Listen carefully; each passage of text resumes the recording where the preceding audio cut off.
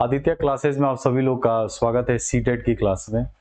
आज सीटेट की क्लास में मैथ की आपकी 5वीं या 6वीं क्लास होगी, जिसमें पिछले में हम लोग पढ़ रहे थे आकृति और आकृतियों की समझ, जिसमें लास्ट टॉपिक प्रिज्म पर लाकर मैंने छोड़ा था। तो स्टार्ट करते हैं उसके आगे कि प्रिज्म जब होगा तो उससे कैसे हमारी चीजें बनेंगे। जैसे कि मैंने प्रिज्म के बारे में बताना शुरू कर रहा था, तो आपके सामने प्रिज्म के लिए मैंने बताया था कि प्रिज्म वह आकृति होती है जिसके बेस में कोई बहुभुज हो सकता है। किसके बेस में कोई बहुभुज, जैसे मान लेते आयत हो सकता है, और इसके चारों भुजाओं पर कोई आयताकार मान लेते दीवार लगाकर और सेम फर्श की तरह ही एक छत लगा दिया जाए, तो इस प्रकार की आकृति को हम प्रिज्म कह सकते हैं। तो प्रिज्म में देखिए क्या क्या चीज आपसे पूछता है। प्रिज्म में पहली चीज आपसे पूछी जाती है कि बताइए कुल पृष्ठ कैसे निकालेंगे। तो प्रिज्म में अगर आपसे पूछता है कुल पृष्ठ बताइए कैसे निकलेगा, तो देखिए कुल पृष्ठ आपके सामने निकलेगा ऐसे।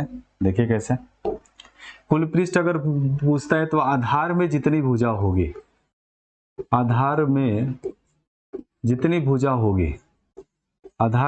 भुजा होगी उसमें आपको 2 जोड़ लेना होगा। फिर दूसरा आपसे पूछता है कि कितने कोना होंगे।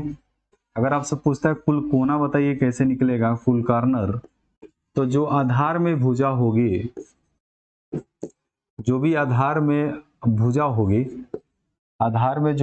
उसमें आपका उसका डबल कर लेना है। आधार में जो भुजा होगी यानी आधार में भुजा और उसका आपको डबल कर लेना है। उसका तीसरा आपसे पूछता है कि बताइए कुल किनारा कितना होगा। जब भी आपके सामने कुल किनारे की बात चलेगी तो आधार में जितनी भुजा होगी उसका ट्रिपल कर लीजिएगा। आधार में जो भुजा होगी उसका आपको ट्रिपल कर लेना है। और चौथा आपसे पूछेगा कि बताइए पार्श्व पृष्ठ कितने होंगे। तो पार्श्व पृष्ठ के लिए आपको क्या करना है कि आधार में जितनी भुजा होगी, यानी कि आधार में जितनी भुजा होगी उतना ही आंसर हो जाएगा। आधार में कुल भुजा, आधार में जितनी भुजा होगी वो पार्श्व पृष्ठ के लिए आपका आंसर हो जाएगा। तो प्रिज्म से रिलेटेड आपके सामने 4 क्वेश्चन पूछ सकते हैं, चारों को बहुत इजी तरीके से निकाल सकते हैं। इसके बाद एक और आता है, जैसे मान लेते हैं पिरामिड से रिलेटेड अगर आ गया, तो पिरामिड से कैसे रिलेटेड हम लोग सॉल्व करेंगे, चलिए देखते हैं आगे। उसका दूसरा कॉन्सेप्ट है पिरामिड का। अगर मान लेते हैं पिरामिड कोई मिल गया तो पिरामिड से रिलेटेड कैसे आएगा क्वेश्चन। देखिए पिरामिड वाले से रिलेटेड क्वेश्चन आपका पूछता है कैसे, देखें। जैसे मान लेते हैं आधार में कोई बहुभुज हो गया, आधार में बहुभुज में मैंने आयत ही ले लिया और कोई एक पॉइंट मान लेते हैं, यहाँ पे पॉइंट मान लेते हैं। इस पॉइंट से मान लेते हैं कि मैंने इस पर, इसको ऐसे ना बनाया जाए, ऐसे बनाते हैं। जैसे मान लेते हैं कोई मैंने आधार में मैंने मान लिया कोई आयत ले लिया, इस आयत से इस पर मान लेते एक पॉइंट है, ऊपर छोटा सा एक पॉइंट है। इस पॉइंट से मैंने क्या किया कि हर एक भुजा पर त्रिभुजाकार मान लेते हैं, हमने एक दीवारें चला दिया इस पे, त्रिभुजाकार दीवार। सब त्रिभुजाकार दीवार आकर किसी ई पॉइंट से आकर मिल गया। तो इस पर अगर आपसे पूछे कि बताइए कुल पृष्ठ कैसे निकालेंगे, तब पिरामिड के लिए कुल पृष्ठ देखिए कैसे निकलेगा। कुल पृष्ठ निकालने के लिए जो भी आधार में भुजा होगी, यानी आधार में जो भुजा होगी उसमें आपको +1 कर लेना है। दूसरा अगर आपसे पूछता है कि पार्श्व पृष्ठ बताएं कितना होगा, तो पार्श्व पृष्ठ के लिए हमेशा याद रखें जितना उसमें भुजाएं होगी आधार में उतना ही पार्श्व पृष्ठ भी इसमें भी आएंगे। तो अगर आपसे पूछता है कि बताइए पार्श्व पृष्ठ कैसे निकालेंगे, तो पार्श्व पृष्ठों की संख्या देखिए कितनी होगी। पार्श्व पृष्ठों की संख्या कैसे निकालेंगे, पार्श्व पृष्ठ की संख्या निकल कर आएगा आधार में कुल भुजा, जो भी आधार में भुजा होगी वैसे निकाल सकते हैं। यहाँ पे कुल शब्द जोड़ लें तो और ज्यादा सही रहेगा। आधार में कुल भुजा। उसका तीसरा पॉइंट आपसे पूछेगा कि इसका कॉर्नर बताइए क्या होगा। अगर आपसे पूछता है कुल कोना बताइए क्या होगा, कुल कोनों की संख्या कितनी निकलेगी। तो कुल कोनों की संख्या देखिए प्रिज्म में क्या कर रहे थे कि कोना निकालने के लिए जितना आधार में भुजा था उसका डबल कर रहे थे। इसमें अगर आपको कुल कोना निकालना है तो आधार में जो भुजा होगी, जो भी आधार में भुजा होगी, आधार में जितनी भी भुजा होगी उसमें आपको बस +1 कर लेना होगा। उसका तीसरा आपसे पूछता है कि बताइए पार्श्व पृष्ठ कुल कोना हो ही गया, इसके बाद आपसे क्वेश्चन और भी पूछ सकता है, जैसे कि आपका कार्नर हो गया, पार्श्वपृष्ठ हो गया, और यहाँ से किनारा पूछ सकता है। सॉरी, किनारा देखिए, अगर आपसे पूछता है कि बताइए कुल किनारा कितना होगा, तो कुल किनारा कितना होगा, देखें किनारा एक्चुअली बोलेंगे किससे, ये आपका किनारा, एक किनारा, 2, 3 और 4, और चारों पर भी तो 4 बनेंगे, तो 4 4 8 हो गया। इसका मतलब आधार में जितनी भुजाएं होंगी, आधार में जो भुजा होगी, जो भी आधार में जो भुजा होगी, तो उसका आपको डबल कर लेना है बस। तो जब भी आपके सामने किनारा अगर निकालना है, अगर मान लेते किनारा निकालना है, तो आपको क्या करना है कि जो भी आधार में भुजा होगी उसका बस आपको डबल कर लेना है, आधार में जो भुजा होगी उसका डबल कर लेंगे। तो पिरामिड के लिए इतने क्वेश्चंस आपके सामने बन सकते हैं। तो पिरामिड के लिए आपके सामने 4 आपके फार्मूले, चारों को आप लोग नोट कर लेंगे। जैसे अब थोड़ा सा समझते हैं, जैसे मान लेते प्रिज्म है आपका, प्रिज्म, तो प्रिज्म में देखिए एक एक स्थिति को मैं दर्शा देता हूँ कि स्थिति कौन कहाँ पे नजर आएगी, ठीक है।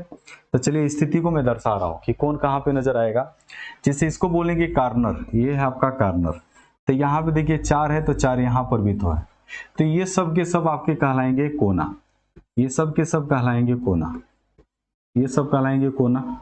उसके बाद मैंने प्रिज्म को बनाया ऐसे, और इस प्रिज्म को अगर मैंने बनाया ऐसे, तो इसमें देखिए ये वाला जो है लाइन, यानी कि ये बी वाली लाइन है, यहाँ से सी डी वाली लाइन है, ये सब जो है, ये सब जितने भी है, ये वाला, फिर ये वाला, ये सब के सब जो भी लाइन यहाँ पे दिख रही है वाला, जितनी भी ये वाली लाइन दिख रही है वाली, ये सब के सब हमारे जो होंगे ये किनारे कहलाएंगे, इसको किनारा हम कहेंगे।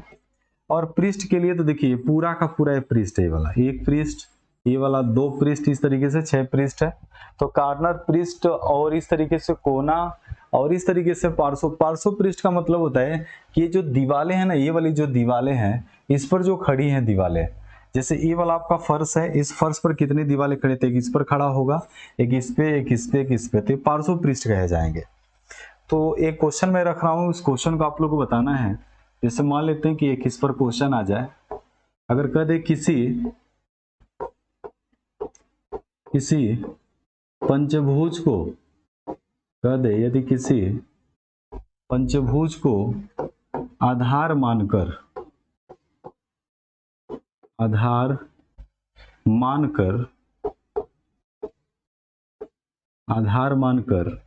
एक प्रिज्म बनाया गया, एक प्रिज्म बनाया गया, तो बताइए, अब क्या बताइए। पहला क्वेश्चन आपसे पूछ लेगा, इधर साइड में लिख देता हूं, बताइए कुल पृष्ठ कितने होंगे, पूछ रहा है कि बताइए कुल पृष्ठ कितने होंगे। दूसरा पूछ रहा है कि कुल कोना कितना होगा, आपसे पूछ रहा है कि बताइए कुल कोना कितने होंगे। उसके तीसरा पूछ रहा है कि बताइए कुल किनारा कितना होगा, पूछ रहा है कुल किनारा कितना होगा। और चौथा आपसे पूछ रहा है कि पार्श्व पृष्ठ बताइए कितने होंगे, पार्श्व पृष्ठ कितने होंगे। ये आपके सामने 4 क्वेश्चन आपसे पूछा जा सकता है इससे। तो आपके सामने तो ये 4 क्वेश्चन मैंने रखा। अगर आपको निकालना है कुल पृष्ठ कितना होगा, तो मैंने कहा था आधार में कुल भुजा, जो भी आधार में कुल भुजा होगी, आधार में जितनी भी भुजा होगी उसमें आपको क्या करना है, 2 जोड़ना है। आधार में जितनी भी भुजा होगी उसमें +2 कर लेना है। कोना के लिए मैंने कहा था कि आधार में जितनी भी भुजा होगी, यानी कि आधार में जो कुल भुजा होगी, आधार में जो कुल भुजा होगी उसका हमें क्या कर लेना है, डबल कर लेना है। किनारे के लिए मैंने बताया था कि आधार में जितनी भुजा होगी, आधार में कुल भुजा जितनी होगी उसका ट्रिपल कर लेना है। आधार में कुल जो भुजा होगी उसका 3 गुना कर लेना है, ठीक है। और पार्श्व के लिए मैंने बताया था कि आधार में कुल भुजा ही हो जाएगा, तो जो भी आधार में भुजा होगा, यानी आधार में कुल भुजा, याद रखिए इस बात को। तो इस तरीके से हमको निकालना है इस पे। और एक बात याद रखें कि अगर मान लेते हैं, इस पर नोट कर लेंगे, नोट याद रखें इसमें कि अगर मान लेते पंचभुज है, याद रखें पंचभुज है, तो इसमें आपकी आधार में जो भुजा होगी, आधार में जो भुजा होगी, आधार में जो भुजा होगी, जैसे पंचभुज को आधार मान के, जैसे मान लेते हैं पंचभुज है, इस तरीके से पंचभुज मानकर इस पर अगर प्रिज्म बनाया गया होगा, ऐसे करके अगर प्रिज्म बनाया गया होगा, तो आधार में जो भुजा होगी उसको हमको लेना है 5। इसलिए 5 लेना है क्योंकि पंचभुज है ना, तो पंचभुज होने की वजह से आपको 5 लेना है। तो आधार में कुल भुजा, आधार में हमेशा याद रखिएगा पंचभुज है तो आपको 5 लेकर सॉल्व करना है। इस बात को हमेशा याद रखिएगा कि आधार में अगर पंचभुज है तो 5 भुजा लेकर सॉल्व करेंगे। खष्टभुज है, अगर मान लेते हैं कि यहाँ पे खष्टभुज की बात चलती तो 6 भुजा लेकर सॉल्व करते। तो पहली चीज अगर आपसे पूछा गया है कि बताइए इसमें कि कुल पृष्ठ कितने होंगे, तो पहला अगर आपको निकालना है कुल पृष्ठ कितने होंगे, अगर आपसे पूछा जाए कुल पृष्ठों की संख्या बताएं, तो 5 में बस 2 जोड़ दीजिए, इस प्रकार से 7 पृष्ठ हो जाएगा। दूसरा अगर आपसे पूछा जाए कि बताइए कुल कोना कितना होगा, कुल कोना बताइए कितना होगा, तो कुल कोना में देखिए 5 लेकर इसका डबल कर लीजिए, इस प्रकार से 10 गो कोना हो जाएगा। तीसरा अगर आपसे पूछा जाए कि कुल किनारा कितना होगा, अगर आपसे पूछा जाए कि बताइए कुल किनारा कितना होगा, तो कुल किनारा के लिए 5 लेकर 3 गुना कर ले, इस प्रकार से 5 15 हो जाएगा। कुल किनारा आपका हो जाएगा 5 15।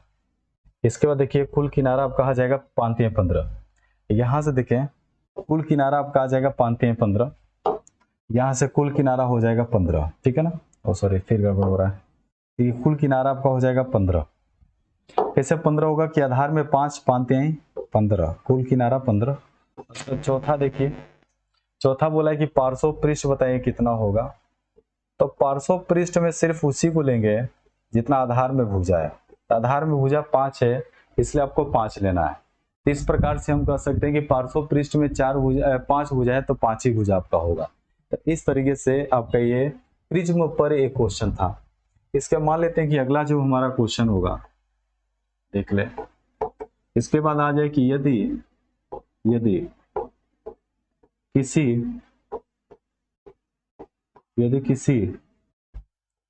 अष्टभुज को, यदि किसी, अब देखिए अष्टभुज आ गया तो यहाँ पे आपको 8 भुजा मानना है, ये 8 भुजा होगा। यदि किसी अष्टभुज को आधार में रखकर या आधार मानकर एक पिरामिड बनाया गया,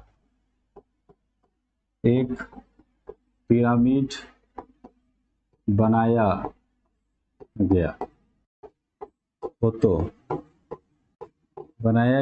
तो अब यहां पर देखिए पहली चीज आपसे पूछ ले कुल पृष्ठ बताइए कितना होगा। अगर आपसे पूछता है कि बताइए कुल पृष्ठ कितने होंगे इसमें, तो कुल पृष्ठ आपके होंगे कितना होगा, कुल पृष्ठ इसको निकालेंगे। तो देखिए मैंने यहाँ पे आपको बता रखा है, अगर पिरामिड यहाँ पर है तो कुल पृष्ठ +1। जैसे मान लेते आपको अगर पूछ ले कि बताइए इसमें, अगर पिरामिड के लिए पूछ ले कि बताइए क्या होगा, तो पिरामिड के लिए आप ऐसे निकाल सकते हैं। तो पिरामिड के लिए आपके है कि आधार में जो भी भुजा होगी, यानी आधार में जो भुजा होगी, आधार में जितने भी भुजा होगी उसमें +1 कर लेना है, तो कुल पृष्ठ के लिए आंसर आपका आ जाएगा। आधार में भुजा तो 8 है, इसलिए +1, यानी कि कुल भुजा आपका 9 हो जाएगा। दूसरा अगर आपसे पूछ ले कि बताइए कुल कोना कितना होगा, कुल कोना बताइए कितना होगा, तो कोना के लिए मैंने कहा था कि आधार में एक शब्द जोड़ लें, यहाँ पे आधार में, यहाँ पे जोड़ लें कुल शब्द। यहाँ देखिए आधार में कुल भुजा, आधार में जो भी भुजा हो, कुल भुजा, और आधार में जितनी भी भुजाएं होंगी, जैसे 8 भुजाएं होंगी तो 8 कोना भी होगा तो +1 कर सकते हैं इसके बाद। तो इस प्रकार से हमारा आंसर आ जाएगा, इस पे आंसर आ जाएगा 8 और +1। तो इस प्रकार से हम कह सकते हैं कि इसका भी आंसर 9 ही आएगा। तो 8 भुजा +1 यानी कि 9 आंसर इसका भी होगा। उसका तीसरा आपसे पूछ सकता है कि बताइए कुल किनारा कितने होंगे। अगर आपसे पूछता है कि बताइए कुल किनारा कितना होगा, तो देखिए कुल किनारा कैसे निकालेंगे। अगर आपके सामने कुल किनारा निकालने की बात चले तो आपको करना क्या है कि आधार में जितनी भी भुजा होगी, जो भी आधार में भुजा होगी, या आप लिख सकते हैं आधार में कुल भुजा, जो भी आधार में कुल भुजा है उसका आपको डबल कर लेना है। इसका आंसर निकालते समय मुझे करना क्या है, 8 रखकर इसका डबल कर लीजिए और 8 दूना 16 आंसर आ जाएगा। उसका चौथा क्वेश्चन आपसे पूछ सकता है कि बताइए पार्श्व पृष्ठ कितने होंगे। तो इसका अगर पार्श्व पृष्ठ अगर आपसे पूछ रहा है तो मैंने कहा था कि आधार में जितनी भुजा होगी वही आपका आंसर हो जाएगा, यानी आधार में आपके सामने कुल भुजा जो होगा वही आपका आंसर होगा। आधार में कुल भुजा, और जब अष्टभुज है तो इसलिए इसका आंसर कितना आ जाएगा, 8 आ जाएगा। इस तरीके से आप इसके आंसर को निकाल सकते हैं। ठीक है, आगे बढ़ेंगे तो देखिए पिरामिड और प्रिज्म से रिलेटेड इतनी बातें आपसे पूछी जा सकती है तो बहुत इजी तरीके से हम लोग निकाल सकते हैं प्रिज्म और पिरामिड से रिलेटेड। आगे जब लोग बढ़ेंगे तो अगले कॉन्सेप्ट की तरफ बढ़ा जाए। यहाँ पे देखें, इसके बाद प्रिज्म और पिरामिड हमारा कंप्लीट हो गया। कुछ और भी इसमें चीजें आपसे चाहे तो पूछ सकते हैं, जैसे आपसे पूछ सकता है प्रतिबिंब से लेकर, जैसे आपके सामने कह देगा कि दर्पण प्रतिबिंब समय क्या होगा, दर्पण प्रतिबिंब समय बताइए क्या होगा। तो अगर दर्पण प्रतिबिंब समय अगर आपसे पूछता है किसी भी चीज के लिए तो आपको क्या करना है कि 11:60 में से वास्तविक समय को आपको माइनस कर लेना है, बस वास्तविक समय को आपको माइनस कर लेना है। ठीक है, लेकिन अगर मान लेते दूसरी चीज आप अगर आपसे पूछ दे तो देख जल प्रतिबिंब समय क्या होगा, जल प्रतिबिंब समय बताइए क्या होगा। तो अगर आपसे पूछ ले जल प्रतिबिंब समय क्या होगा तो इसके लिए क्या करना है, इसके लिए आपको करना क्या है कि 18 जो 30 है, 18:30 है उसमें से आपको वास्तविक समय को माइनस कर लेना है। तो ये आपके सामने लिख कर आएगा बहुत ईजी तरीके से, और आपको ये याद रखना है 11:60 में से कब घटाना है और कब आपको 18:30 में से घटाना है। जैसे आपके सामने मान लेते हैं क्वेश्चन में इस पर रख दूं, आपके सामने ये वाला क्वेश्चन है कि कह देगा यदि 7:48 किसी घड़ी में हो रहा हो, किसी घड़ी का समय हो, किसी घड़ी का समय हो तो आपसे क्वेश्चन नंबर 1 आपसे कर लेगा कि बताइए इसका दर्पण प्रतिबिंब समय क्या होगा। दर्पण प्रतिबिंब समय बताइए, दर्पण प्रतिबिंब समय बताएं क्या होगा। तो मैंने कहा था दर्पण प्रतिबिंब समय के लिए 11:60 में से जो वास्तविक समय होगा उसको बस माइनस करना है, जो भी वास्तविक समय होगा उसको माइनस कर ले। इसका आंसर हमें लगता है कैसे निकल कर आ जाएगा, 11:60 में से आपको माइनस करना होगा 7:48 को, और इस प्रकार से आ जाएगा 4:12 और आपका आंसर हो जाएगा। इसके बाद इस पर दूसरा क्वेश्चन आपसे पूछ सकता है, सेकंड क्वेश्चन अगले पेज पे देख लेते हैं। अब उसी पेज पे देखते हैं।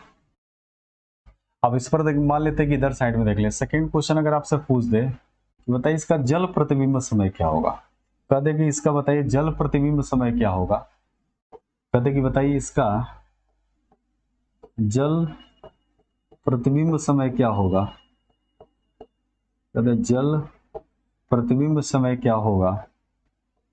तो देखिए जल प्रतिबिंब समय के लिए मैंने बताया था कि 18 जो 30 है, जो 18:30 है इसमें से आपको माइनस करना है। जैसे मान लेते हैं कि 18:30 है, 18:30 में से आपको माइनस करना होगा जो भी वास्तविक समय होगा, जो भी वास्तविक समय होगा, जो भी यहाँ पर वास्तविक समय होगा उसको माइनस कर लेंगे। याद रखिए इस बात को कि 18:30 में से हमेशा आपको वास्तविक समय को माइनस करना है। तो यहाँ पर देखिए जो भी आपके सामने 18:30 है इसमें से हमको माइनस कर लेंगे जो समय दिया होगा, यानी ये वाला समय है तो इसको माइनस कर लेंगे। तो 7:48 को माइनस करिए, नहीं घटेगा तो ये वाला इसको हासिल देगा तो इसको हम कह सकते हैं या करके 17:90 भी बोल सकते हैं, और 7:48 कब घटा लीजिए तो आएगा 2, यहाँ आएगा 4 और यहाँ से आ जाएगा 10। हम कह सकते हैं कि इसके लिए समय होगा 10:42 आपका आंसर होगा। तो ऐसे आपके सामने दो और चीजें आपसे पूछा जा सकता था, जिसको मैंने अभी सॉल्व करके दिखाया। या तो आपके सामने दर्पण प्रतिबिंब समय पूछेगा, या तो जल प्रतिबिंब, ऐसे निकाल लेंगे। तो आपका ये जो आपका सेकेंड चैप्टर है ये कंप्लीट होता है, सेकेंड चैप्टर भी पूरा का पूरा अच्छे से। इसके बाद हम लोग स्टार्ट करने वाले नए चैप्टर्स को। आपके सामने दो चैप्टर कंप्लीट हो चुका है, एक तो आपका ज्योमेट्री और दूसरा आपका है आकृति की समझ, आकृति और उसके स्थानीय की समझ। तो इसके बाद नया चैप्टर हमारा जो आता है उसके बारे में देखते हैं कौन सा चैप्टर आएगा। इसके बाद हमारा अगला चैप्टर स्टार्ट करते हैं हम लोग नंबर सिस्टम, संख्या पद्धति स्टार्टिंग से। इसके बाद हम लोग देखेंगे थर्ड चैप्टर हमारा आज का होगा, जिसको बोलेंगे संख्या पद्धति।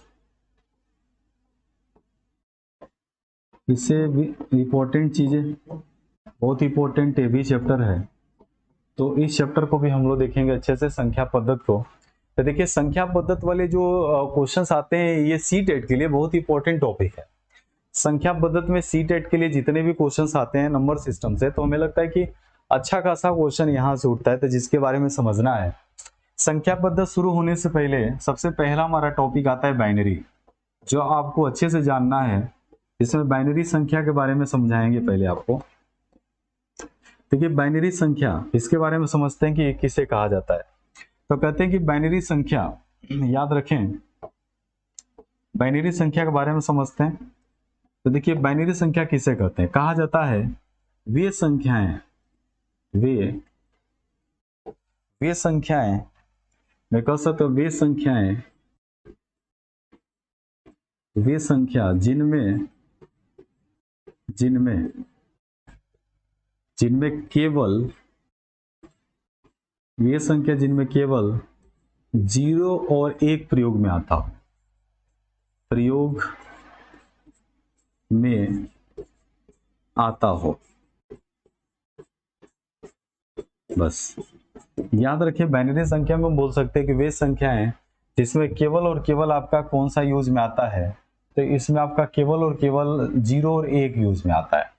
इसके बाद हमारा इसमें छोटा सा एक कॉन्सेप्ट स्टार्ट होगा कि मान लेते हैं कोई डेसिमल संख्या है, जैसे कोई भी डेसिमल संख्या है, तो बात आती है डेसिमल संख्या किसे कहते हैं।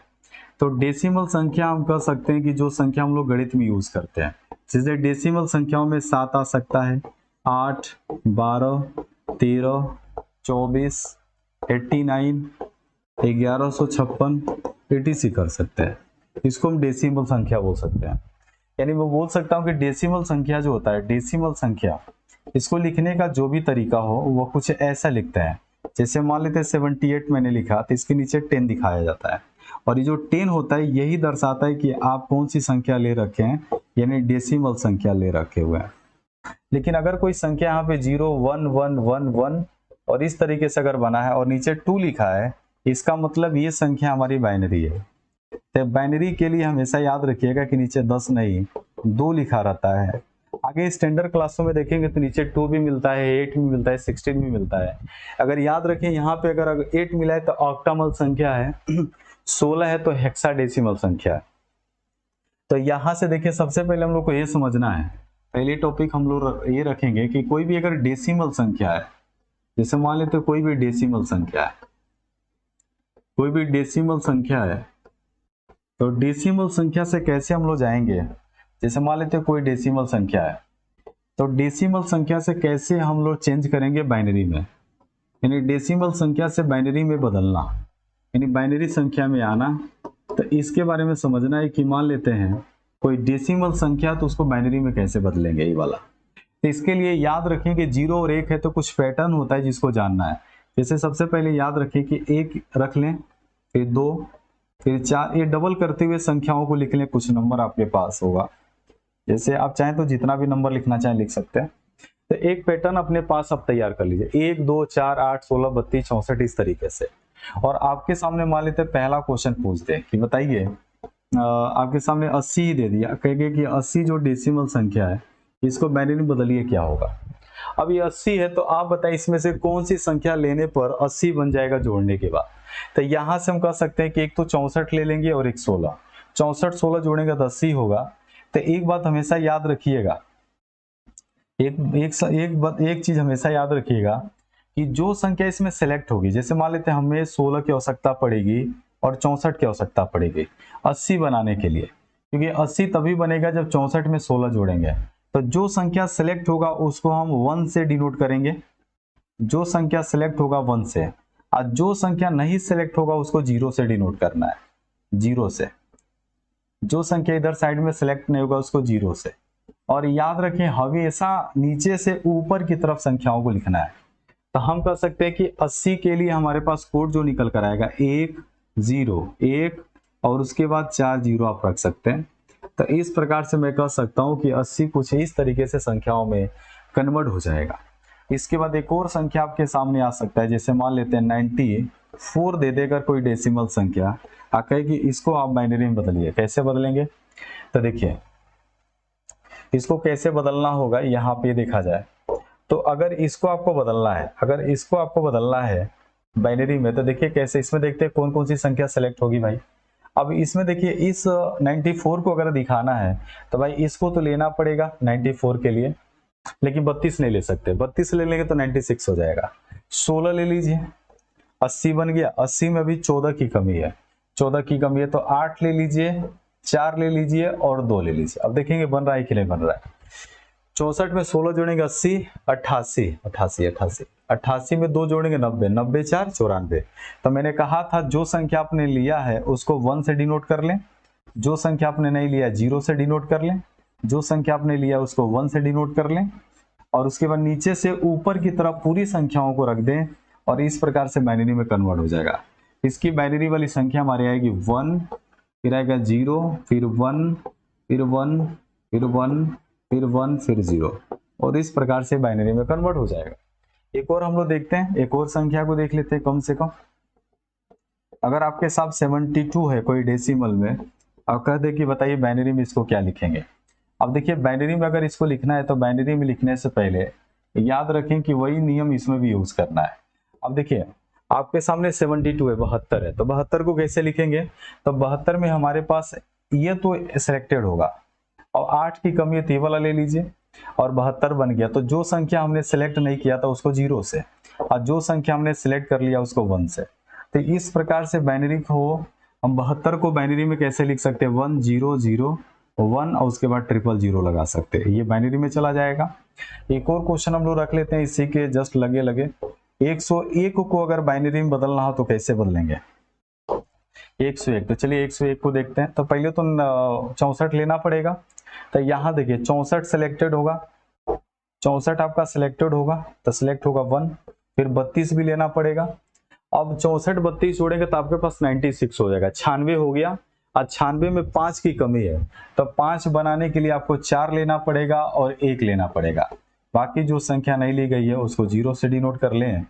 तो अब देखिए ये संख्या आपकी बनकर तैयार हो गई। तो 101 का कोड होगा, नीचे से ऊपर की तरफ पूरा लिख दें तो 1 1 0 0 1 0 1, और इस प्रकार से बाइनरी में कन्वर्ट हो जाएगा। एक और भी हम लोग नियम सीख लेते हैं। जैसे मान लेते हैं कि आपके सामने 101 है कोई डेसिमल संख्या और कहते हैं कि इसको आप बाइनरी में बदलिए, क्या होगा? इसको भी कैसे करते हैं ध्यान से देखें। आप भाग विधि से भी कर सकते हैं। 101 रखकर 2 से डिवाइड करिए, 101 यहाँ पे रख दें, 101 रखकर 2 से डिवाइड करिए। तो देखिए 101 रख दें यहाँ पे देखिए आपको करना क्या है कि यहाँ पर 101 को रख दीजिए, फिर 2 से डिवाइड करिए। डिवाइड करेंगे तो 50 बार में जाएगा, शेषफल 1 बचेगा, रख दें। फिर 2 से डिवाइड करेंगे 25 बार में जाएगा, शेषफल 0 होगा। फिर 2 से डिवाइड करें 12 दूना 24 और यहाँ पे शेषफल 1 हो जाएगा। फिर 2 से डिवाइड करेंगे आएगा 12, इस बार शेषफल 0। फिर 2 से डिवाइड करेंगे 6, शेषफल 0।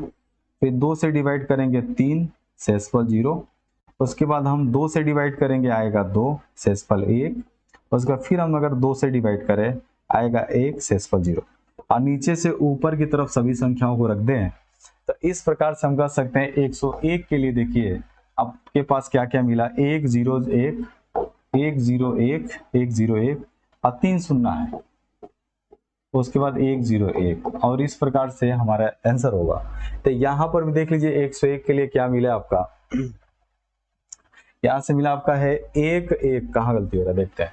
2 से आपने डिवाइड किया 50, 2 से डिवाइड किया 25 1, ठीक, 2 से 24, 2 से 0 0 0, यहाँ से मिला 2 1 कम 2, सॉरी यहाँ से गड़बड़ हो गया। यानी कि यहाँ से देखें जब आपने डिवाइड किया तो ये लाइन तो जेबे नहीं करेगी, पहली चीज ये तो जेबे नहीं करेगी यहाँ से। तो यहाँ से देख लें जैसे ये लाइन हमारी जाएगी तो ये भी तो नहीं होगा, यानी कि यहाँ से जब लेकर जाएंगे तो 1 हो जाएगा। तो इस प्रकार से 1 1, यानी स्टार्टिंग में आपका होगा, स्टार्टिंग वाले में यहाँ पे आपका हो जाएगा 1 1, राइट। यहाँ पे डबल 1 हो जाएगा, यानी कि 1 1 0 0 0, 1 1 0 0 और 0 0 देखते हैं 1 1 0 0 1 0 1। तो यहाँ देखिए 1 1 0 0 101, तो यहाँ 1 1 और 1 1, हाँ ठीक है ठीक है ठीक है ठीक है, इसमें 2 3 6, 2 1 कम 2 और यहाँ से 1 मिनट है, इसको फिर से कर लेते हैं, 1 मिनट, इसको फिर से डिवाइड कर लेते हैं, कौन सी दिक्कत है। तो यहाँ से देखिए 101 को अगर मैं तोड़ रहा था 2 वाले से डिवाइड करके, तो देखिए इसको कैसे तोड़ा जाएगा, 1 मिनट देखें, यहाँ से देखें अब 101 था तो 101 को ऐसे डिवाइड करेंगे, डिवाइड वाले में डालेंगे 101 को, तो 2 से डिवाइड करेंगे 50 बार में पूरा कट कर 1 आ जाएगा। 2 से डिवाइड करेंगे 25 आ जाएगा 0, फिर 2 से डिवाइड करेंगे आएगा 24 आएगा सेसफल 1, राइट। 2 से डिवाइड करेंगे आएगा 12 सेसफल 0 होगा, फिर 2 से डिवाइड करेंगे आएगा यहाँ पे 6 सेसफल 0 होगा, फिर यहाँ से 2 से डिवाइड करेंगे 2 3 6 सेसफल 0 होगा, फिर यहाँ से 2 से डिवाइड करेंगे 2 1 कम 2 1 बचेगा। इस प्रकार से 101 का हमारे पास कोड आ जाएगा, ऐसे कोड आएगा 1 1 1 1 0 0 0 0 उसका 101। तो इस प्रकार से हमारी जो संख्या 101 होगी डेसिमल वाली संख्या इसमें कन्वर्ट हो जाएगी। और इधर साइड में हम लोग देखेंगे तो हमारे पास बनाना था 101 बनाना था, तो 96 हो गया, 96 तो 1 2 4 8 16 32 64, ठीक है, तो 96 हो गया। 96 में 5 की कमी है, और जब 5 की कमी है तो यहाँ से 4 और 1 5, तो 1 1 0 0 और 1 0 1, बिल्कुल इस तरीके से हो जाएगा। इसके बाद जब हम लोग आगे बढ़ेंगे तो बाइनरी के बाद हमारी संख्या आती है अगली, जो जैसे मान लेते कोई भी संख्या हो तो उसको बाइनरी में बदलना हमने बताया। अब बाइनरी से मान लेते कोई संख्या में अगर कन्वर्ट करना है तो कैसे करेंगे, जैसे यहाँ पर याद रखें, जैसे मान लेते कोई बाइनरी वाली है, कोई संख्या मान लेते बाइनरी है, कोई बाइनरी संख्या है, उसको हमको कन्वर्ट करना है किसमें भाई, तो डेसिमल में कन्वर्ट करना है। तो कैसे इसको करेंगे, तो याद रखें बाइनरी से डेसिमल संख्याओं में कन्वर्ट करना है। इसको कैसे किया जाएगा तो ध्यान से देखें, आपके सामने मान लेते कोई बाइनरी संख्या जैसे 1 1 0 0 0 1 1, ये बाइनरी है, इसको बदलना है कि डेसिमल में हमारे पास क्या होगा। तो बहुत ही आसान है बदलना, पहले इसको लिख ले 1 1 0 0 0 1 1। दाहिने से संख्याओं को रखना शुरू करते हैं, तो दाहिने से सबसे पहले 1 रखें, फिर डबल करें 2, फिर double 4 double 8 double 16 double 32 double 64, संख्याओं को डबल करते जाएं। उसका जिसके ऊपर 0 हो उस संख्या को काट कर हटा दें, वो संख्या से मतलब नहीं है। उसके बाकी जो बचा उन सब संख्याओं को आप जोड़ लें, तो देख लीजिए जोड़कर क्या मिल रहा है, 2 और प्लस 1, तो जोड़ेंगे तो 4 2 6 6 2 9 9 1 10। और इस प्रकार से हम कह सकते हैं कि ये जो संख्या है डेसिमल में किस संख्याओं को डिनोट करती है, तो 100 वाली संख्या को डिनोट करती है। एक और हम लोग इसी पे एग्जांपल ले लेते हैं, जैसे मान लेते हैं कोई बाइनरी है 1 1 1 0 0 1, ये बाइनरी है, पूछ दे कि बताइए किस डेसिमल संख्या को दर्शाएगा, तो इसको भी लिखेंगे 1 1 1 1 0 0 1। और मैंने कहा था कि इसको हम दाहिने से लिखना शुरू करते हैं और हमेशा डबल करके लिखना शुरू करते हैं। तो इस प्रकार से जिसके ऊपर सुनना होता है उसको काट के हटा देते हैं, बाकी जो बचता है उसको जोड़ लेते हैं। तो 64 प्लस 32 प्लस 16 प्लस 8 प्लस 1 जोड़िए, 6 6 12 12 8 20 1 21, 21 का 1 हासिल 2, 6 3 9 9 1 10 2 12, यानी कि मैं कह सकता हूं ये किस संख्या को दर्शाएगा, तो 121 डेसिमल संख्या को दर्शाएगा। तो बाइनरी वाले को इस तरीके से हम लोग चेंज करते हैं। तो बाइनरी वाली संख्या आप इस तरीके से बदल लीजिएगा, बहुत इजी तरीके से बदल लिया जाएगा बाइनरी वाली संख्या। इसका थोड़ा सा और आगे हम लोग बढ़ेंगे, और थोड़ा सा हम लोग आगे बढ़ेंगे तो यहां से देखेंगे बाइनरी वाली संख्या पर हमारा कंप्लीट हुआ। इसके बाद हमारा आता है बाइनरी के बाद रोमन संख्याओं से रिलेटेड भी आप लोग के एग्जाम में पूछता है। रोमन संख्याओं में से रिलेटेड पूछता है, तो यहाँ देखेंगे रोमन वाली संख्याओं में कैसे आएगा आपका, देखिए 13 वाला। इसके बाद रोमन संख्याओं को देख लेते हैं। जैसे कोई भी बाइनरी वाली संख्या को ऐसे बदल लेंगे, उसके बाद रोमन वाली संख्या आप लोग के एग्जाम में पूछता है, इसको भी देखते हैं। जैसे मान लेते कोई रोमन संख्या है, तो रोमन संख्याओं में याद रखें कुछ सिंबल्स होते हैं, सिंबल को अगर पता चल गया तो बाकी सारी संख्याएं हो जाएंगे। रोमन संख्याओं में याद रखें, जैसे 1 होगा तो इसको हम आई से दर्शाते हैं, आगे 2 होगा तो इसको डबल आई से दर्शाते हैं, 3 होगा तो उसको ट्रिपल आई से दर्शाते हैं। और याद रखें कोई भी सिंबल को हम कभी भी 3 बार से ऊपर यूज नहीं करते हैं। जैसे 4 है तो 4 के लिए याद रखें 5 से बन जाएगा, तो 5 के लिए तो भी होता है, इसको साइड में मैं लिख देता हूँ। 1 जब होगा तो 1 के लिए हम आई से डिनोट करेंगे, 5 होगा तो 5 को भी से डिनोट करेंगे, 10 होगा तो 10 को यक्स से, 50 को यल से डिनोट करते हैं, 100 होगा तो उसको सी से डिनोट करते हैं, 500 होगा तो उसको डी से डिनोट करते हैं, और 1000 होगा तो उसको यम से। बाकी 3000, 4000, 5000, 6000 भी पूछेंगे रोमन अंक में, सब चीजें बताए जाएंगे। तो 4 है तो पहले भी लिख लें, और याद रखें भी के पीछे अगर आई लिखेंगे तो 5 में घटकर 4 बन जाएगा, और 5 के लिए तो भी होगा ही। लेकिन 6 अगर है, मान लेते 6 वाला, तो 6 बनाने तो पहले भी लिख लीजिए, तो 5 हुआ और आगे एक डंडी खड़ा कर दीजिए, 6 हो जाएगा। 7 के लिए याद रखें भी लिखकर 2 डंडी आगे खड़ा कर दें। 8 के लिए अगर बनाना है तो भी लिखकर 3 डंडी ऐसे खड़ा कर दें, 8 बन जाएगा। 9 अगर बनाना है तो 9 फिर ये 10 से देगा, क्योंकि 4 तो लाइन नहीं खींच सकते, तो 10 के लिए x, तो x लिखकर 1 घटा दीजिए बस पीछे लिखकर। उसके बाद 20 अगर मुझे बनाना है तो डबल x बना ले, 30 अगर बनाना है तो ट्रिपल x बना ले, 40 अगर बनाना है तो 4x नहीं बनाएगा भाई, 50 से आएगा। 50 के लिए l होता है तो l के पीछे 10 घटा दीजिए लिखकर। याद रखें इस पर कि अगर आपको 40 बनाना है तो 50 के लिए यल, तो 40 के लिए यल के पीछे यक्स आ जाएगा। 60 के लिए देखें यल लिखकर यक्स लिख दें। 70 के लिए आपके सामने होगा यल डबल यक्स आ जाएगा इसके बाद। 80 के लिए होगा आपके सामने यल ट्रिपल यक्स आ जाएगा यहाँ पे। उसके बाद 90, अब देखिए 90 को भी हम यल के आगे 4 यक्स नहीं लिख सकते, तो ये 100 से देगा, तो 100 के लिए सी, तो सी के पीछे यक्स लिख दीजिए, 10 घट जाएगा। उसके बाद 200 का देखिए कैसे बनेगा, 200 का डबल सी, 300 का बनेगा ट्रिपल सी से। उसके बाद 400, तो 400 के लिए 4 सी नहीं लिख सकते, ये 500 से हमारा आ जाएगा। अब 500 के लिए डी, तो डी के पीछे 100 घटा दीजिए। 600 कैसे बनेगा भाई, तो डी लिखकर सी रख दीजिए 600। 700 के लिए बनेगा डी लिखकर डबल सी बना दे। 800 के लिए आपका बनेगा डी लिखकर ट्रिपल सी बना दे। फिर 900 दिक्कत करेगा, अब 900 कैसे निकलेगा, तो 900 निकलेगा 1000 से, तो 1000 के लिए होगा यम, तो यम के आगे सी लगा दीजिए, 100 घट जाएगा। फिर 2000 के लिए आपका बनेगा डबल यम लगा दे। फिर 3000 के लिए आपका बनेगा ट्रिपल यम बना दे। उसके बाद 4000 के लिए देखिए कैसे बनेगा। अब ये 4000 थोड़ा सा दिक्कत करेगा, 4000 कैसे बनाएंगे, तो 4000 रोमन अंक में लिखना है तो याद रखें कि यहाँ से 4 को उठा लीजिए, जिससे आई भी उठा लें, और याद रखें 4000 को रोमन अंक में ऊपर बार लगा दीजिए। 5000 को अगर रोमन अंक में लिखना है तो ऐसे भी लिखकर ऊपर बार लगा दे। 6000 को अगर लिखना है तो 6 लिखकर ऊपर बार लगा दे, और इस तरीके से पूरा रोमन अंक वाली संख्याएं पूरी कंप्लीटेड हो जाती है। तो रोमन अंक आपने देखा 1 से लेकर कैसे हम सारी चीजों को बना सकते हैं। कुछ एग्जाम्पल के तौर पे हम लोग समझ सकते हैं रोमन अंक में, जैसे कहेगा कुछ संख्याओं को, जैसे यहाँ पे दे दे कुछ संख्या, जैसे आपके सामने यहाँ पे दे दे, क्वेश्चन में कर लेते हैं पहले कि कुछ संख्या को रोमन अंक में बदलिए, कुछ संख्या को रोमन में बदलिए, रोमन अंक में बदले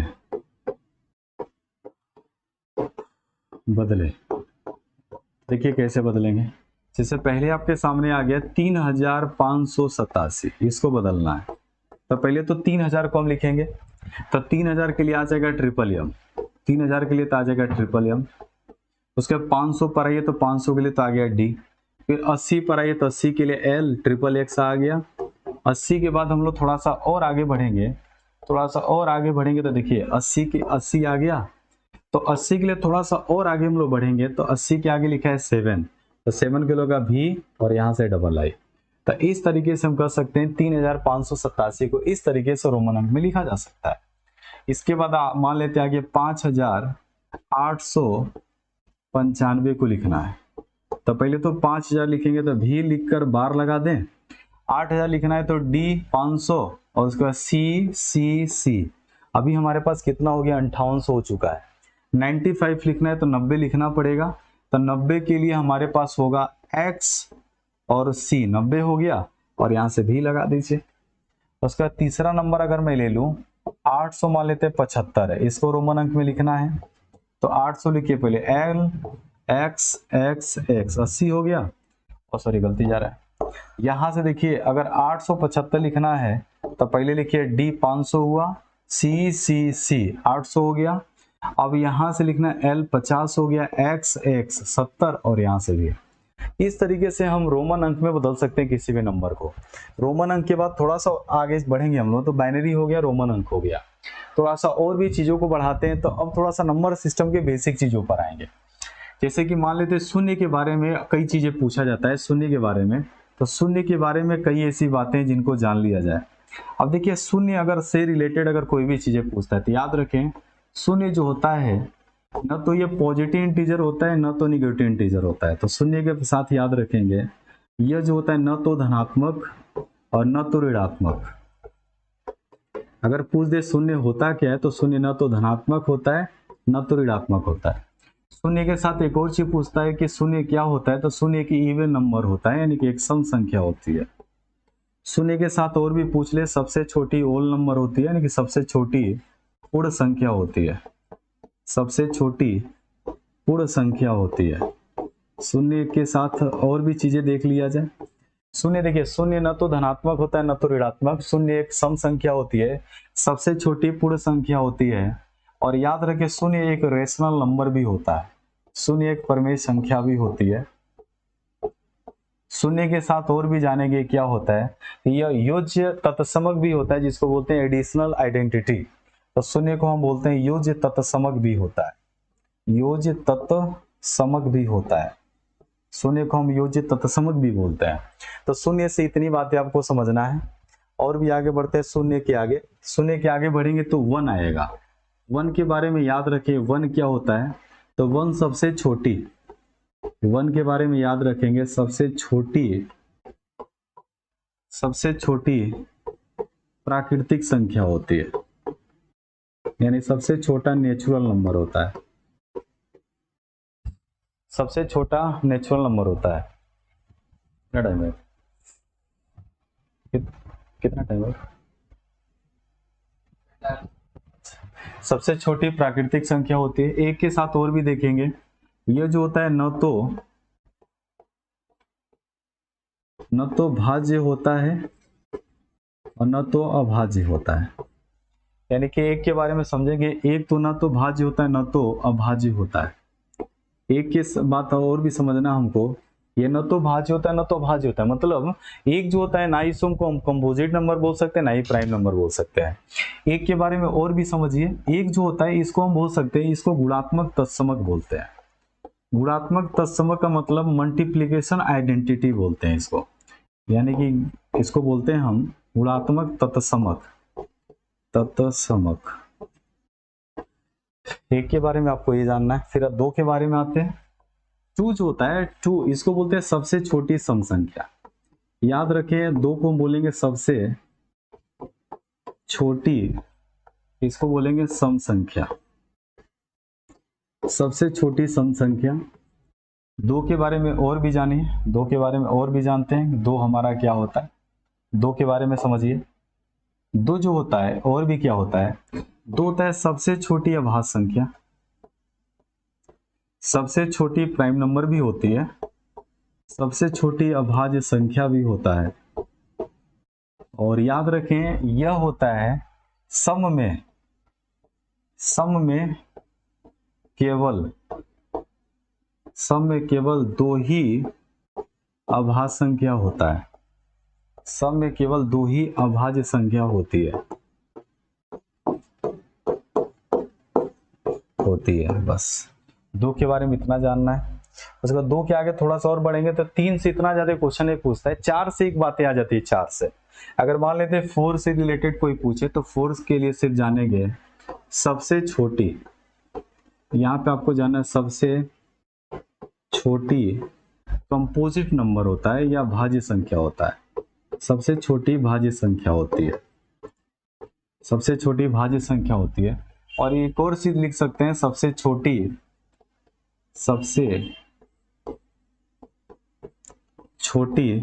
समभाज्य संख्या होती है।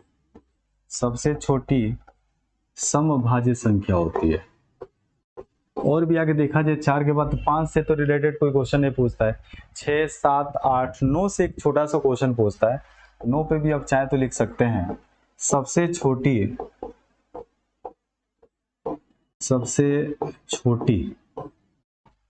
9 पे पूछ लेगा सबसे छोटी विषम भाज्य संख्या होती है। विषम भाज्य संख्या होती है। इसके बाद थोड़ा सा और आगे हम लोग बढ़ते हैं। इसके बाद हमारा आता है क्लासिफिकेशन ऑफ ए नंबर। नंबरों का क्लासिफिकेशन कैसे किया गया होगा। इसके बाद याद रखें कि नंबरों का क्लासिफिकेशन करने से पहले याद रखें कि जब सभी संख्याओं को एक परिवार में रख दिया जाता है तो उसको बोलते हैं सम्मिश्र संख्या। याद रखिए सम्मिश्र संख्याओं में दुनिया के सभी संख्याएं आ जाती हैं। जितनी संख्या हम लोग सोच पाते हैं सभी को जब एक परिवार में रखते हैं तो उसको बोलते हैं सम्मिश्र संख्या। जब एक परिवार में रखा जाता है तो उसको बोला जाता है कॉम्प्लेक्स नंबर, यानी सम्मिश्र संख्या बोला जाता है। इस सम्मिश्र संख्याओं में 2 तरह के नंबर मिलते हैं, एक इमेजिनरी नंबर मिलता है और एक रियल नंबर मिलता है। इसलिए सबसे पहले सम्मिश्र संख्याओं को 2 भागों में तोड़ा गया और एक को कहा गया वास्तविक संख्या, एक को कहा गया वास्तविक संख्या। और याद रखें एक को कहा गया काल्पनिक संख्या, एक को कहा गया काल्पनिक संख्या। अब इसमें देखिए सबसे पहले काल्पनिक संख्या को समझ लें। काल्पनिक संख्या किसे कहते हैं।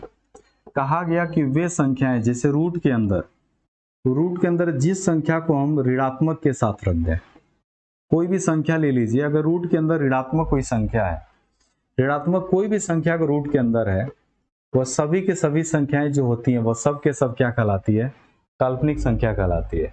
जैसे एग्जाम्पल के तौर पे समझ लें, जैसे मान लेते कोई रूट बना है और इसके अंदर -25 देते, बना है आपका -1/2 दे दे। एक और रूट बना है -0.23 दे दे। यानी दुनिया का कोई भी नंबर हो अगर उसके साथ माइनस लग गया तो सब के सब आपकी कौन सी संख्या होगी, तो वह सब के सब काल्पनिक संख्या में चली जाएगी। उसके बाद जितनी संख्याएं बचती हैं सब के सब वास्तविक संख्या कहलाती है। तो याद रखें वास्तविक संख्या में कौन कौन सा हो जाएगा, इसमें रूट में माइनस वाली नहीं है। जैसे √7 आ जाएगा, उसके बाद मान लेते √25 आ जाएगा, 0.23 आ जाएगा, -1/2 आ जाएगा, रूट नहीं लगा है, 15 आ जाएगा, 80। मैं कह सकता हूँ दुनिया का सभी नंबर वास्तविक संख्या होते हैं केवल एक तरह के नंबर को छोड़कर। उसके बाद थोड़ा सा और आगे हम लोग बढ़ेंगे तो जो वास्तविक संख्या मैंने लिखा था बगल में, वह वास्तविक संख्या का 2 भाग होता है। याद रखें जो भी वास्तविक संख्या होती है इसको फिर तोड़ा जाता है 2 पार्ट्स में। तो वास्तविक संख्या एक पार्ट्स में टूटती है, उसको बोलते हैं परिमेय संख्या, उसको बोलते हैं परिमेय संख्या। और एक भाग में जो तोड़ते हैं उसको बोलते हैं अपरिमेय संख्या। इस बात को हमेशा याद रखें, एक को बोलते हैं अपरिमेय संख्या। देखिए अपरिमेय संख्या को थोड़ा सा डिफाइन करना आसान है और परिमेय संख्या में तो ढेर सारी संख्याएं होती हैं। परिमेय संख्या बोला जाता है कि वे संख्या, परिमेय संख्या बोलता है वे संख्या जो भिन्न में लिखे जाते हो या वे संख्या जिनका भिन्न बनाया जा सके। वे संख्या जिनका भिन्न बनाया जा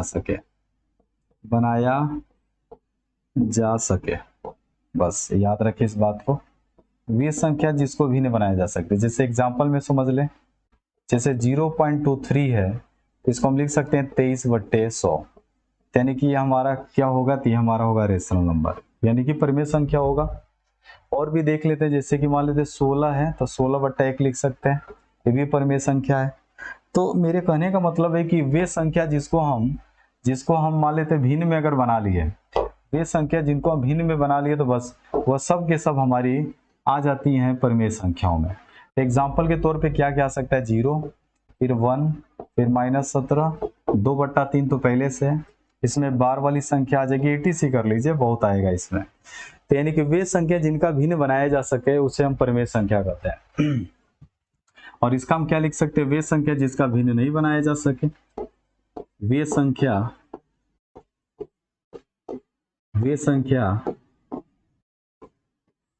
जिसका भिन्न न बनाया जा सके, भिन्न न बनाया जा सके। याद रखिए, वे संख्या जिसका भिन्न न बनाया जा सके उससे हम बोलते हैं अपरिमेय संख्या, ठीक है ना। अपरिमेय संख्या जो होता है, अपरिमेय संख्या को अलग से समझ लें। देखिए, अपरिमेय संख्याएं जो होती हैं इसमें 3 तरह के नंबर पाए जाते हैं। पहला नंबर देखिए, पॉइंट के बाद अगर कोई संख्या आता है तो उस संख्या में कोई भी संख्याओं में कोई पैटर्न नजर नहीं आना चाहिए, कब कौन सी संख्या आ जाए और आगे से डॉट डॉट डॉट दिया हो, तो ये भी संख्या हमारी अपरिमेय संख्या आती है। यानी कि पॉइंट के बाद आने वाले कोई भी नंबरों में कोई रिपीटेशन ना हो। अगर रिपीटेड नंबर नहीं है, नॉन रिपीटेड नंबर है तो अपरिमेय संख्या होगी। उसके बाद आता है दूसरा, रूट के अंदर अगर कोई संख्या ऐसी आए जिसका कोई पूर्ण वर्ग ना निकलता हो, पूर्ण वर्ग ना निकलता हो, ये सारी संख्याएं भी हमारी कौन सी संख्या कही जाती है, अपरिमेय संख्या। लेकिन याद रखें, रूट के अंदर अगर 25 आ गया तो ये हमारा अपरिमेय संख्या नहीं होगा। रूट के अंदर 36 आ गया तो भी अपरिमेय संख्या नहीं होगा, क्योंकि टूट कर ये 5 दे देगा और ये टूट कर 6 दे देगा, ठीक है ना। तो रूट के अंदर आने वाली संख्या पूर्ण संख्या नहीं होनी चाहिए, पूर्ण वर्ग संख्या नहीं होनी चाहिए। तीसरा सबसे बड़ा फेमस है पाई। पाई जो होता है एक अपरिमेय संख्या होता है। इस बात को हमेशा याद करके रखना है कि पाई जो होता है यह एक अपरिमेय संख्या होती है, जबकि यहाँ पे याद रख लेंगे, जबकि इसका जो मान होता है 22/7, ये क्या होता है, तो यह होता है परिमेय संख्या। जबकि 22/7 परिमेय संख्या होता है, ठीक है ना। आगे बढ़ेंगे तो अब जो होगी परिमेय संख्याएं, अब जो होगी, जो परिमेय संख्या तक हमने आ गया था, अब ये जो परिमेय संख्या होगी इसको भी हम तोड़ेंगे। परिमेय संख्या 2 पार्ट्स में टूटती है। इसको बोलते हैं इंटीजर, यानी कि एक को बोला जाता है पूर्णांक और एक को बोला जाता है भिन्न, फ्रैक्शन। यानी भिन्न को तो अच्छे से आप लोग पहचान रहे होंगे कि भिन्न का मतलब हो गया कि जिसमें क्या क्या नजर आना चाहिए, अंश और हर नजर आना चाहिए। इस तरह के सारे नंबर भिन्न में आएंगे, जैसे 2/3, 4/5, 8/11, आगे 17/21, ये सब के सब फ्रैक्शन होगा। पूर्णांक में जो होता है, जैसे पूर्णांक को ऐसे दिखाना है, याद रखें, इसमें होता है 0, दाहिने साइड में प्लस वाली संख्या आती है ऐसे, और बाएं साइड में माइनस वाली संख्या आएगी ऐसे। ये माइनस इनफाइनाइट हो गया और ये प्लस इनफाइनाइट आ गया। इसमें 2, 1, 0, -1 ये सब के सब पूर्णांक होंगे। तो पूर्णांक को ऐसे दर्शाया जाता है। इसके आगे जाएंगे तो पूर्णांक जो होता है इसको भी कई पार्ट्स में तोड़ा गया होगा। तो पूर्णांक को जब हम तोड़ते हैं तो पहला हमारा होगा, तो इसको बोलेंगे प्राकृतिक संख्या। दूसरा होगा जिसको हम बोलेंगे अभाज्य संख्या। तीसरा हमारा हो जाएगा भाज्य संख्या। चौथा हो जाएगा जिसको बोलेंगे इवन नंबर यानी सम संख्या। पांचवें पर आ जाएगा विषम संख्या। छठवें पर आ जाएगा पूर्ण संख्या। सातवें पर आ जाएगा पूर्णकालिक संख्या।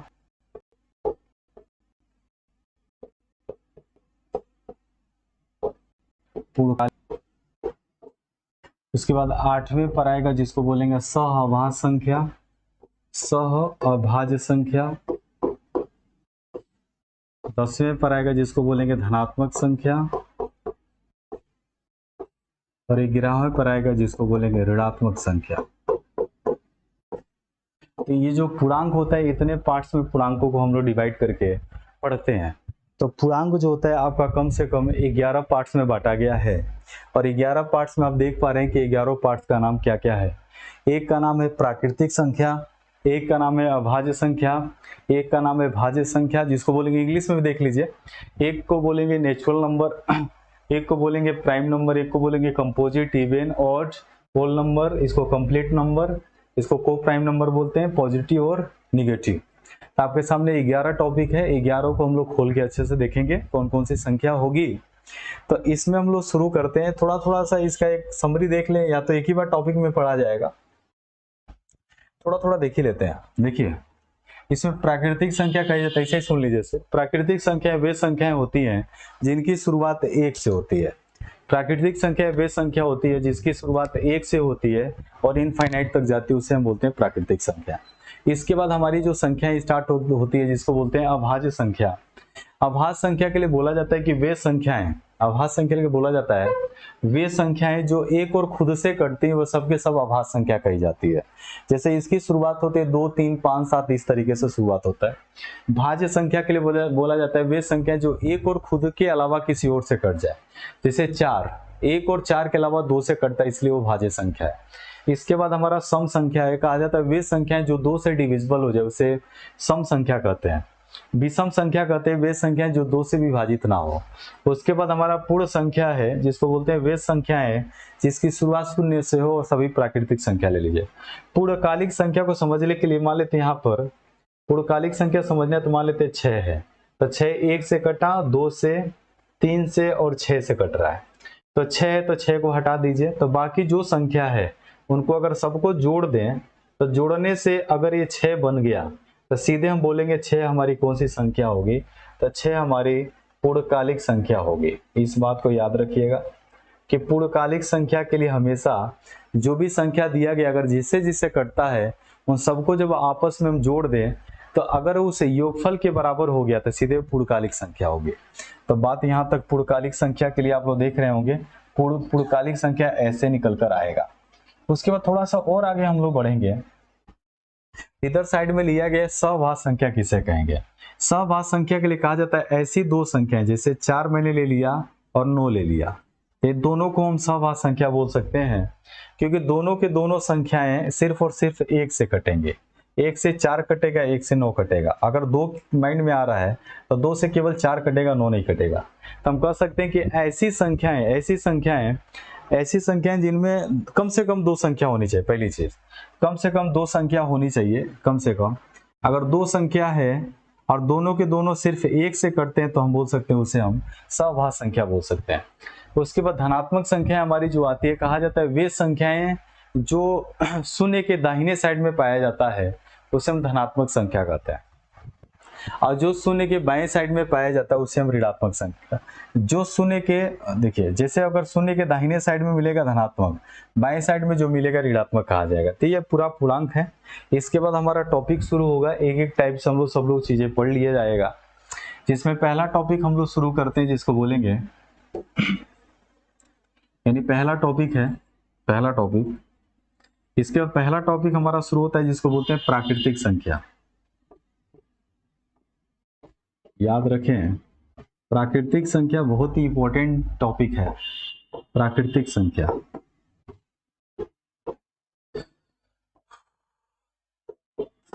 अब इसके नीचे लिख लें वे संख्या, एग्जाम्पल में वे संख्या जिन संख्याओं का हम गिनने में यूज करते हैं, वे संख्या जिन संख्याओं का हम गिनने में यूज करते हैं वो सभी संख्याएं हमारी प्राकृतिक संख्या कही जाती है।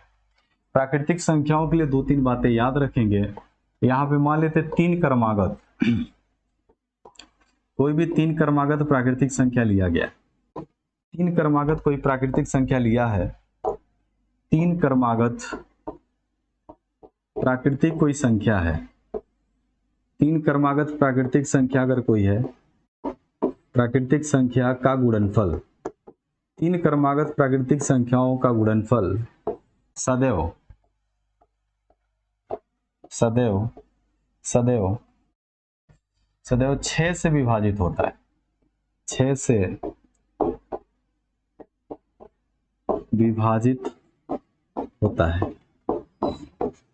ठीक है, जैसे मैं 6 को कैसे निकालेंगे, तो 1 गुणे 2 गुणे 3 से आप 6 निकाल लेंगे। अगर 4 क्रमागत दिया है तो 1 गुणे 2 गुणे 3 गुणे 4 से निकाल लेंगे, 120 हो जाएगा। तो इस तरीके से हम निकाल सकते हैं जो भी हमारी प्राकृतिक संख्याएं होंगी, इस तरीके से हम निकाला जा सकता है, ठीक है ना। इसके बाद थोड़ा सा और आगे मान लेते हैं 4 क्रमागत प्राकृतिक संख्या अगर दे रखा है, 4 क्रमागत, उसको कैसे निकालेंगे, तो 1 गुणे 2 गुणे 3 गुणे 4 से निकाल सकते हैं। तो बाकी जो चीजें होंगी, अब जो भी चीजें होंगी इसके आगे वाली क्लास, नेक्स्ट क्लास में हम लोग देखेंगे। तो नंबर सिस्टम आपके सामने शुरू हो चुका है, इसके आगे की क्लासेस फिर यहीं से कंटिन्यू करेंगे नए अंदाज में, नए स्टाइल से। तो चलिए धन्यवाद, फिर मिलते हैं अगले क्लास।